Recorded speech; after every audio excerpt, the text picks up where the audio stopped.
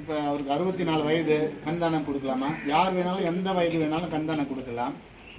அதே மாதிரி எல்லாரும் சர்க்கரை நோயாளிகள், ரத்த அழுத்தத்தால் பாதிக்கப்பட்டவங்க, புற்றுநோயாளிகள், ஸ்ட்ரோக் வந்தவங்க எல்லாரும், இன்னொன்று கேட்ராக்ட் சர்ஜரி, கண்ணில் சர்ஜரி பண்ணவங்க எல்லாருமே கொடுக்கலாம். யாரெல்லாம் கொடுக்கக்கூடாதுன்னா வெறிநாய்க்கடியால் ராபிஸ் வந்து இறந்தவர்களும், அதுக்கப்புறம் HIV எய்ட்ஸ் தொற்று இறந்தவர்களும், ஹெப்படைட்டிஸ் பின்ற ஒரு மஞ்சள் காமலை வந்து இறந்தவங்களும், சமீப காலமாக இப்போ ஒரு பெருந்தொற்று நம்ம எல்லாரும் சந்திச்ச உலகமே செஞ்சோம் கொரோனாவால் வந்து பாதித்து அதனால் இறந்தவங்களும், கொரோனா எல்லாருக்கும் வந்து அந்த மாதிரி இருக்கக்கூடிய நபர்களை தவிர மீதி எல்லா நபர்களும் கண்தானம் கொடுக்கலாம்.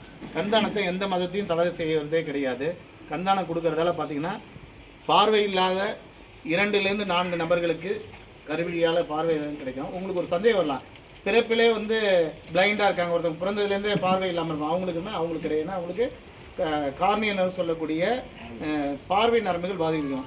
நல்லா இருந்து ஏதோ ஒரு ஆக்சிடெண்ட்டாக, ஒரு இன்ஜுரியாக, ஒரு ஆக்சிடெண்ட்டில் கீழே விழுந்து கல் குத்திருக்கலாம். பள்ளியில் மாணவர்கள் வந்து ஒரு பென்சிலாலேயோ இல்லை காம்பஸ் அது மாதிரி குத்திக்குவாங்க, விபத்து ஏற்படலாம். தொடர்ந்து தொற்று நோய் இருக்கும், இன்ஃபெக்ஷன் இருக்கும். அதுக்கு சரியாக கண் மருத்துவத்தை சிகிச்சை பெறாதவங்களோ இல்லை கிராமத்தில் வயலில் வேலை செய்வாங்க, இப்போ கரும்பு தோலையெல்லாம் வேலை செய்யும் போது அதெல்லாம் கீறல் பட்டுருக்கலாம், அதுக்கு சரியான சிகிச்சை எடுக்க கை வைத்தியெல்லாம் பண்ணியிருப்பாங்க. அதை மாதிரி இருக்கக்கூடிய பார்வை தெரிஞ்சு பார்வை இழந்த கருவிழியால் பாதிக்கப்பட்டவர்களுக்காக தான் இந்த கருவிழி தானம். இதை பொறுத்த வரைக்கும் அரங்கு மருத்துவமனையிலேருந்து நம்ம தகவல் சொல்லிட்டு அந்த மருத்துவ குழு வீட்டுக்கே வந்து எந்த வித கட்டணமும் வசதிக்க கிடையாது. அதே மாதிரி கருவிழியால் பாதிச்சவங்க பார்த்தீங்கன்னா இந்தியாவில் 10 லட்சத்துக்கு மேற்பட்டவர் பார்வை இல்லாமல் இருக்காங்க. ஒவ்வொரு ஆண்டும் சராசரியாக பார்த்தீங்கன்னா 40,000 கருவிழிகள் தான் இதை மாதிரி ஒரு தொண்டுள்ளம் கொண்டவர்கள், அவங்க குடும்ப உறுப்பினர்கள் வந்து மனமு வந்து தானமாக கொடுக்குறாங்க. அந்த 40,000-45,000 ஐயாவுடைய கருவிழியும் ஒரு கருவிழி இந்த நேரத்தில் நம்ம ஒரு நன்றி தெரிவிக்கிறோம். அதே மாதிரி பார்த்தீங்கன்னா ஒவ்வொரு ஆண்டும் வந்து கருவிழியால் பாதிக்கக்கூடிய நபர்களுடைய எண்ணிக்கை பார்த்தீங்கன்னா 1 லட்சத்துக்கிட்ட இருக்குது. இப்போ இலங்கையில் பார்த்தீங்கன்னா கருவிழியால் யாருக்குமே பாதிப்பு இருக்கு. ஏன்னா அங்கே இலங்கையில் வந்து அவங்க என்ன ஒரு கோட்பாடு வச்சுக்கோன்னா இறப்பவர்கள் அத்தனை பேருமே வந்து கண்தானம் செய்வாங்க. அப்போ அவங்க நாட்டில் வந்து கருவிழி பாதிப்பால் பார்வை இல்லாமல் யாருமே கிடையாது. அண்டை நாட்டான பூட்டான், பாகிஸ்தான் நாட்டுக்கெல்லாம் வந்து இலங்கையிலேருந்து கருவிழி போகுது. நம்ம இந்தியா இப்போ தான் வளர்ச்சி அடைஞ்சிட்டு இருக்கு, நிறைய கொடுத்துட்டு இருக்கோம். ஆனால் பத்தாது. இருக்க ஒரே ஒரு விஷயத்த மட்டும் சொல்லலாம், ஒன்று புதைக்க போகிறோம் நம்மளுடைய சம்பிரதாயப்படி, இல்லை எரிக்க போகிறோம். அதை வந்து மற்றவங்க கண்ணில் விதைக்கலாம். விதைக்கும் போது வந்து பார்வை இல்லாமல் இருந்தவங்க பார்வை பெறும். அவங்க தினம் பார்வை பார்க்கும்போது, அவங்க முகத்தை கண்ணாடியில் பார்க்கும்போது, எழுச்சி பார்க்கும்போது அந்த கண்தானம் கொடுத்த குடும்பத்தையும் கண்தானம் கொடுத்தவரையும் அதுக்காக அறுவை சிகிச்சை செஞ்ச மருத்துவர்களையும் இந்த நேரத்தில் ஒரு சரியான நேரத்தில் வந்து இங்கே கருவிழியை சேகரித்த மருத்துவர்கள் மற்றும் அந்த மருத்துவ குழு செவிலியர்களையும் மனசார நினச்சிட்டு இருப்பாங்க. அது எல்லாருக்கும் ஒரு இருந்தால் எல்லாருக்கும் வந்து ஒரு விபத்து ஏற்படலாம், ஒரு அறுவை சிகிச்சைலாம், ரத்த தானம் எப்படியோ அது மாதிரி தான். கருவிழிக்கு வந்து இன்னும் செயற்கையான எந்த இதுவும் கிடையாது. யாராவது ஒருத்தவங்க இறந்த பின் தானம் கொடுத்தா மட்டும்தான் அந்த கருவிழியால் பாதிப்பு உள்ளவங்களுக்கு சிகிச்சை கொடுக்கலாம். இந்த நேரத்தில் இந்த குடும்பத்தாருக்கு இந்தியன் ரெட் கிராஸ் சொசைட்டி சார்பாக மனமார்ந்த நன்றிகளையும் பாராட்டி இருக்கிறோம்.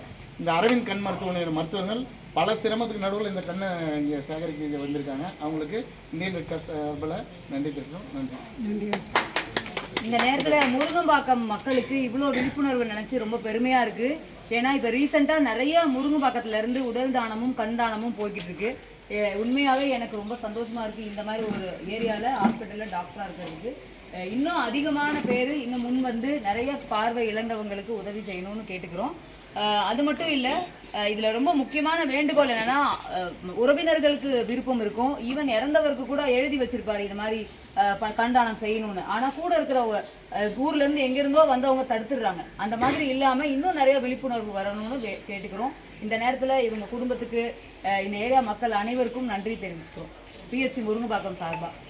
அதுமாரி இன்னைக்கு மாலை வந்து உடல் தானம் ஒப்படைக்க நிகழ்ச்சி, உறவினர்கள், உற்றார்கள், ஊர் பெரியவர்கள் முன்னிலையில் அவங்க உடல் பூத உதலுக்கு மலர் அஞ்சலி செலுத்தி அதுக்கு பிறகு நம்ம புதுச்சேரி அரசு மருத்துவர்களை ஒப்படைக்க போகிறோம்.